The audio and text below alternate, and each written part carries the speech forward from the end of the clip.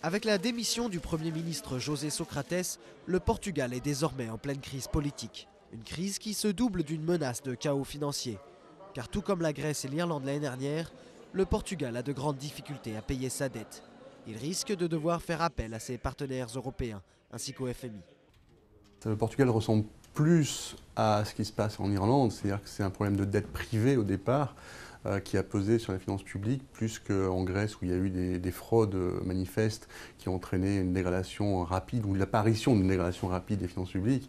Donc le Portugal est plus dans un problème d'endettement global de l'ensemble des agents, que ce soit l'État, les ménages et les entreprises.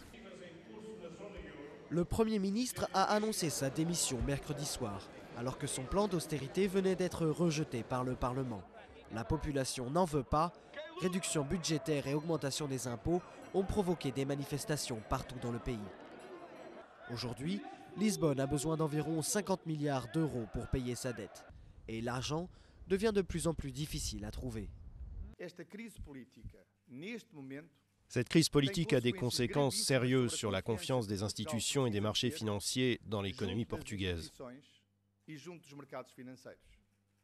Le Portugal devait être au menu des discussions des dirigeants européens réunis pour 2 jours à Bruxelles.